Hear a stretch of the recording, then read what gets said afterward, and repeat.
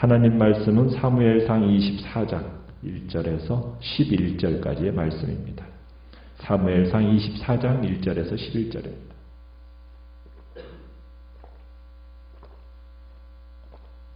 사무엘상 24장 1절입니다. 사울이 블레셋 사람을 쫓다가 돌아오매 어떤 사람이 그에게 말하여 이르되 보소서 다윗이 엔게디 광야에 있더이다 하니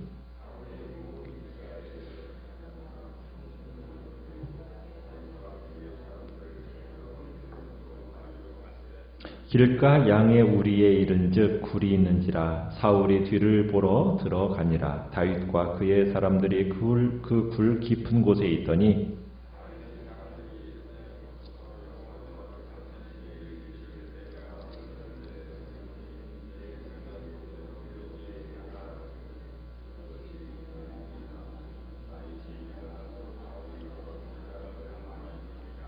그리한 후에 사울의 옷자락 뱀으로 말미암아 다윗의 마음이 찔려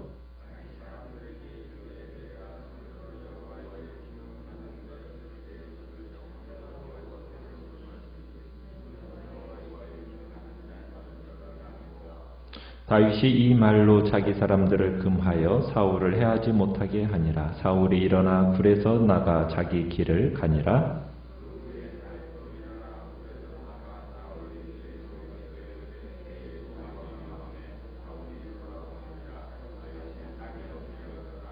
다윗이 사울에게 이르되 보소서 다윗이 왕을 해하려 한다고 하는 사람들의 말을 왕은 어찌하여 들으시나이까?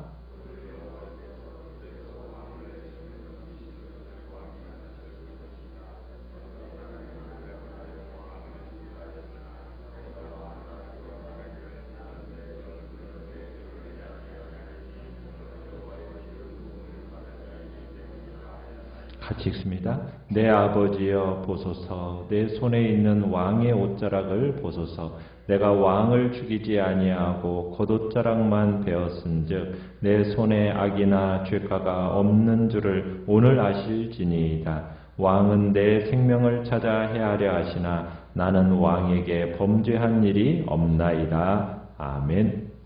오늘 말씀의 제목은 절호의 기회라는 제목으로 말씀을 나눕니다. 우리는 어제 다윗이 십황무지 수풀에서 완전히 사면초가가 되었던 장면을 보았습니다. 그 어려운 상황 속에서 하나님께서는 생각지도 않았던 블레셋 군사들을 사용하셔서 사울의 군대를 철수시키셨습니다. 하나님의 극적인 손길을 다윗이 경험하게 된 거죠. 블레셋의 침략으로 다윗을 추격하기를 그치고 전쟁에 나갔던 사울이 다시 돌아오게 됩니다. 그런데 다윗이 엔게디 광야에 있다라는 첩보가 사울에게 들어왔습니다. 왕이라는 자리는 어떤 자리입니까? 원래는 이스라엘의 연약한 백성들을 돌아보고 보살피고 또 크고 작은 이제 경향의 재판들을 하면서 국방과 국가적인 어떤 안전을 이제 보장하고 감독하는 자리가 왕이라는 자리지 않습니까? 그런데 지금 이스라엘 왕 사울은 자신의 권력 유지에만 혈안이 되어가지고 자기의 정적이라고 생각되어지는 이 다윗을 체포해서 죽이려는 데만 온 지금 신경을 다 쓰고 있는 겁니다. 그래서 지금 이번에도 여전히 남행길에 나서게 됩니다. 2절에 보면은 이제 온 이스라엘에 몇 명의 군사를 거느리고 나갑니까? 3,000명이라는 정예 용사를 거느리고 지금 다윗과 그의 사람들을 찾으러 들염소 바위로 떠나게 됩니다. 들염소들의 거주처인 이 바위, 그 바위에 다윗이 은신하고 있다는 첩보를 듣고 가는 길이죠. 이 엔게디 황무지는 사해바다 근처에 있습니다. 그런데 그 주변에는 깎아지르는 듯한 절벽이 굉장히 많아요. 절벽과 절벽 사이에는 어마어마한 바위돌들이 있고 그 바위 틈새에 굴이 있는 겁니다. 그런 굴들이 많았죠. 그래서 이곳에는 다른 황무지와는 달리 먹을 것이 풍부했어요. 물도 넉넉한 곳이고요. 그래서 다윗과 지금 600명의 공동체들에게는 이 피난 생활에 있어서 유익한 장소가 이 엔게디 황무지였던 겁니다. 그래서 다윗과 600명의 공동체가 많은 동굴들 중에서 어느 큰 동굴에 숨어 있었어요. 그런데 사울이 길가 양의 우리를 지나다가 갑자기 용변이 마려웠습니다. 그래서 용변을 보기 위해서 근처 밖에다가 이제 군대를 두고서는 근처 동굴 속으로 들어가게 된 거죠. 사울이 혼자 굴에 들어간 겁니다. 밝은 데 있다가 갑자기 어두운데 컴컴한 굴에 딱 들어가면 눈이 어떻습니까? 아무것도 안 보이잖아요. 적응하는데 또 한참 걸리지 않습니까? 그래서 사울은 굴에 아무도 없는 줄 알고 이제 용변을 볼 때는 어디를 보고 봐요? 안쪽을 바라보고 보는 게 아니죠. 바깥쪽을 이렇게 보면서 볼 게 아닙니까? 그러니까는 뭐 아무도 없는 거라고 생각을 하고서 시원하게 볼일을 본 거예요. 그런데 그 굴의 깊은 안쪽 공간에 누가 있었어요? 다윗과 그 600명의 사람들이 거기서 머물러 있었던 거예요. 그것이 머물던 거처였던 겁니다. 어두컴컴한 곳에서 밝은 입구를 바라보고 있던 다윗 그리고 그의 600명의 사람들은 깜짝 놀랐겠죠. 사울 왕이 지금 들어오는 것을 보고 기겁하지 않았겠습니까? 우리 이제 잡혔다, 죽었다. 자, 그런데 그가 들어와서는 용변을 보러 왔다라는 사실에 안도를 합니다. 숨을 죽이고 그 장면을 바라보고 있다가 다윗을 잡으러 간 사울이 도리어 어떻게 보면 자기도 모르게 다윗의 손아귀에 스스로 걸어 들어가게 된 꼴이 된 겁니다. 자, 사울은 어둠 속에서 다윗은 못 보지만 지금 이미 어둠에 익숙해져 있는 다윗은 사울을 정확히 보고 있습니다. 이때 4절에 다윗의 참모들이 다윗에게 말을 합니다. 뭐라고 얘기하고 있습니까?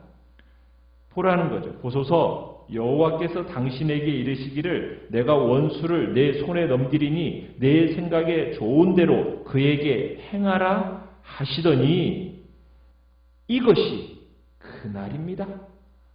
그날이 바로 오늘입니다.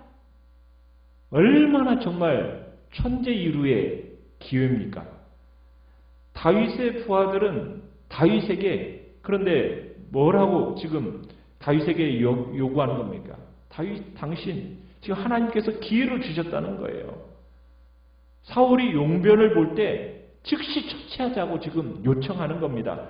막다른 골목에 와 있던 다윗에게 지금 고난을 한꺼번에 날려버릴 수 있는 지금 그 기회가 왔다라는 거예요. 지금까지 견디기 어려웠던 피난 생활, 어떻게 보면 어려움에 찌들었던 이 다윗에게 이제는 모든 수고를 끝낼 수 있는 이 절호의 기회가 지금 왔다는 거예요. 이 사울은 죽이고 이제 우리 예루살렘 수도로 들어가서 왕궁을 차지할 수 있는 절호의 기회가 왔다는 겁니다. 여러분이 다윗 같으면 어떻게 하시겠어요? 어떻게 행동하시겠습니까? 참 놀랍게도 다윗은 어떻게 하고 있습니까? 4절에 사울을 죽이는 대신에 가만히 사울의 겉옷자락만 뱀니다.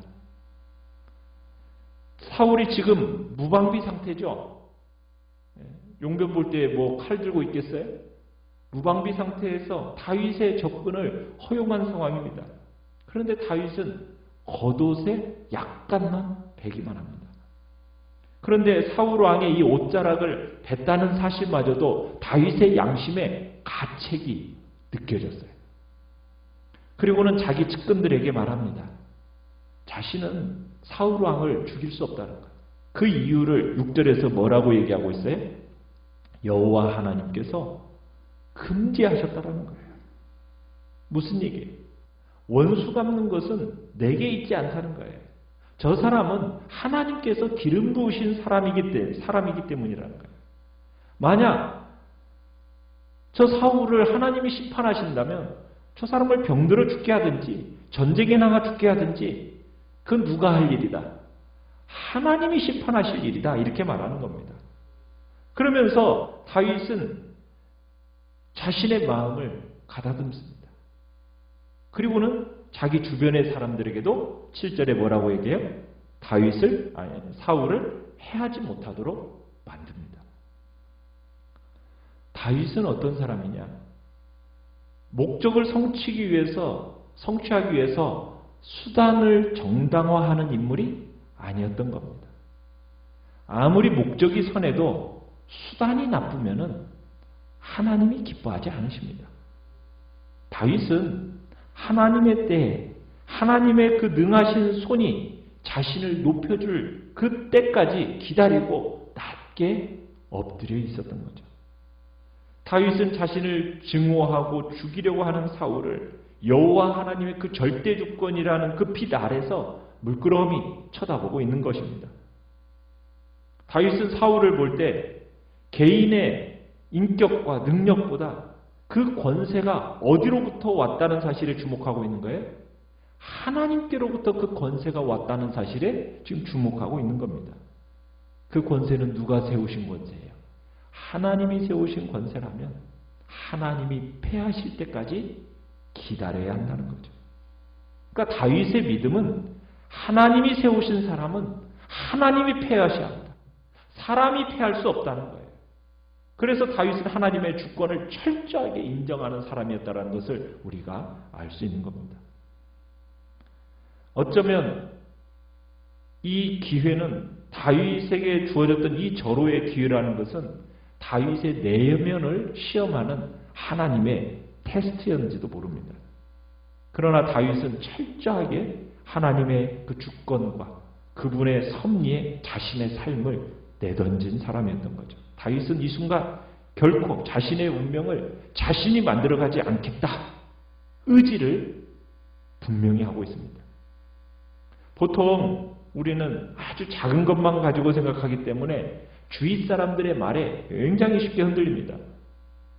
신앙생활을 하다 보면 내게 유익한 환경이 다가올 때가 있어요. 너무나도 내게 편리하고 내게 도움의 상황이 다가올 때가 있어요. 그럴 때 누군가가 옆에서 야, 이건 하나님의 뜻이야. 이것이 정말 하나님이 당신을 사랑하는 증거야. 이런 말만 해준다면은 우리는 너무 쉽게 그 길을 가게 된다는 거예요. 그런 일이 얼마나 많은지 하나님의 말씀을 편의대로 갖다가 붙이는 거예요. 하나님을 편의에다. 4절에 보면 그렇게 얘기하죠. 뭐라고 얘기했습니까? 다윗의 사람들이 하나님께서 당신에게 말씀하시기를 하면서 하나님의 말씀인 것처럼 막 얘기해요. 원수를 당신의 손에 붙이고 당신이 그 원수를 어떻게 처리하든지 하나님이 위임하셨습니다. 그것을 누구의 말인 것처럼 얘기하고 있습니까? 하나님의 말씀인 것처럼 얘기해요. 근데 이게 하나님의 말씀이에요? 거짓말이에요? 거짓말이에요. 성경 어디에도 하나님께서 다윗에게 이런 말씀 하신 적 없습니다. 그런데 얼마나 그럴듯하게 갖다 붙여요. 이 말을 딱 4절을 그냥 읽어보면요. 아멘 하고 싶은 충동이 일어나는 거예요. 오늘 이 다윗의 사람들은 다윗에게 하나님께서 하시지도 않은 그 말을 다윗에게 너무너무 그럴듯하게 해서 지금 다윗으로 하여금 막 혼란스럽게 만들고 판단에 어려움을 주고 있는 겁니다. 그리고 옆에서 막 결정하도록 막 부담을 지금 주는 거예요.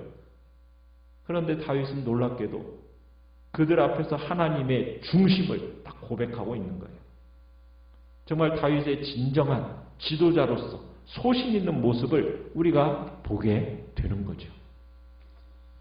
당장은 내게 손해가 있어 보이더라도, 당장은 내게 계속 어려움이 되더라도 내가 그것 때문에 하나님의 뜻에 반하는 행동은 하지 않겠다. 이게 다윗의 마음이었던 겁니다. 어떻게 보면은 다윗은 더 이상 사울에게 쫓기지 않을 수 있는 기회였어요. 뭐 다 사울 죽이면 끝나니까요. 그러고는 바로 뭐가 될 수도 있어요. 왕이 될 수도 있는 거거든요. 그리고 또 오히려 이스라엘 백성들을 효과적으로 도울 수도 있었어요.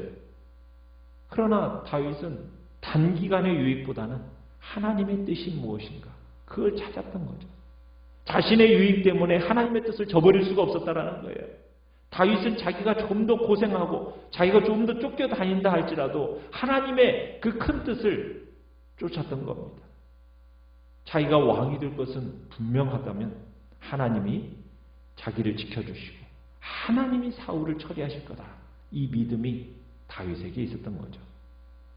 참 이런 자기의 생명과 이런 관련돼서 이 중대한 대화가 지금 벌어지고 있는 줄도 모르고 사울은 참 용변을 마치고서는 이제 굴에서 나갑니다. 그리고 자기 길을 가요.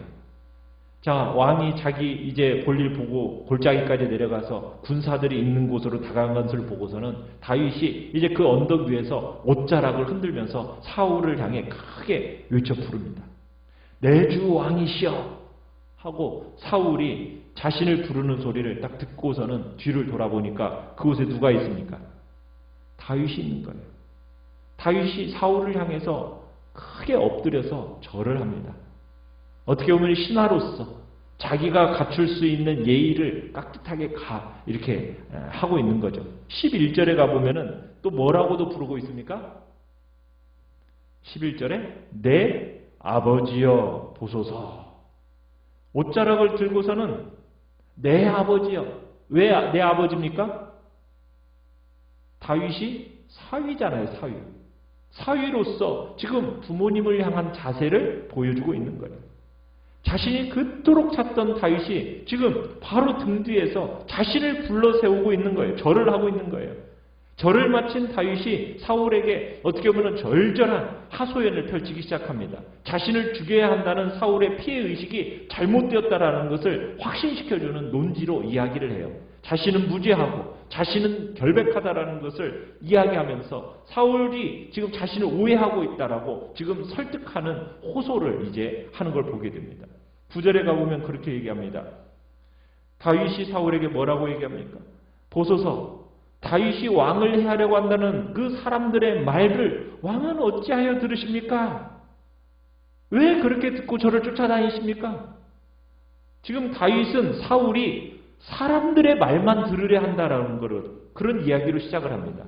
지금 사울이 자신을 찾아 죽이려고 하는 것이 귀가 얇아가지고 사람들의 여론에 지금 휘둘리고 있다라고 지금 얘기하고 있는 거예요. 반면에 다윗은 단도직입적으로 동굴 안에서 일어난 사건을 말합니다. 뭐라고? 다윗 자신이 지금 사울 왕을 살려줬다라는 것을 명백하게 밝히고 있는 거죠. 자신은 왕을 해칠 마음이 없다라는 거예요. 그걸 공적으로 선언합니다. 그 증거가 뭡니까? 동굴 안에서 지금 자기가 사울 왕을 살려준 사건이라는 거죠. 자신의 부하들을 어떻게 하라고 그랬는데 왕을 죽이고자 했을 때 자신이 막았다라는 거예요. 다윗은 방금 굴 속에 있었던 사람들의 말, 이것을 거부했다라는 것을 알립니다. 사울은 어떻게 보면 사람들의 말, 여론에 지나치게 민감한 사람이라면 결국 그 사람들의 말에 의해서 일생을 망쳐버립니다. 반면에 다윗은 어떻습니까? 굴 속에 숨어서 사울을 지켜보던 그 상황 속에서 사울을 막 죽이자는 여론이 강하게 막 움직였어요. 근데 그 여론에 흔들리지 않아요. 자신의 원리에 합당한 일이 아니라고 여겼기 때문에 그 여론을 어떻게 합니까? 거부하는 거예요. 다윗은 사람들의 말에 의해서 좌지우지되는 그런 사람이 아니었던 거예요. 사울은 어떤 사람이었어요? 사람들의 말에, 여론에 끌려다니는 사람이고, 다윗은 필요에 따라서는 그 사람들의 말을 반대하고 무시하고 오직 하나님의 뜻이 무엇인가? 그 뜻에 따라서 자신의 가치관에 따라서 살아가는 사람이 바로 다윗의 모습이었던 겁니다. 사울과 다윗에게 있어서도 하나님의 주권에 대한 관점의 차이가 분명하게 드러나고 있어요. 사울은 자기 손으로 다윗을 죽이려고 나섰죠. 다윗은 하나님이 자신을 대신해서 사울에게 보복하실 것을 확신합니다.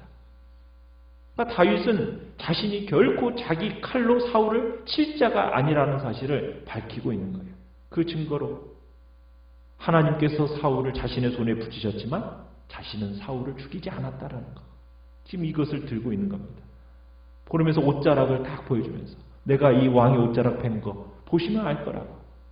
사울 왕을 살려준 증거로서 이제 다윗은 자기가 배운 그 왕의 겉옷자락을 보여주는 겁니다. 어떻게 보면 사울은 운명은 자신이 만들어 가시는 것이라고 믿는 사람이었다면 다윗은 운명은 전적으로 하나님의 섭리에 의해서 진행된다라고 믿는 사람이 바로 다윗이었던 거죠. 오늘 우리도 참으로 사람들의 여론에, 사람들의 말에 휘둘리는 인생이 아니라 하나님의 뜻이 어디 있는지를 분별하고 그 뜻에 철저하게 순종하며 하나님의 절대 주권과 그분의 섭리를 인정하면서 그분에게 우리의 인생을 맡기며 살아가는 복된 자리에 우리 모두가 있기를 간절히 축원합니다.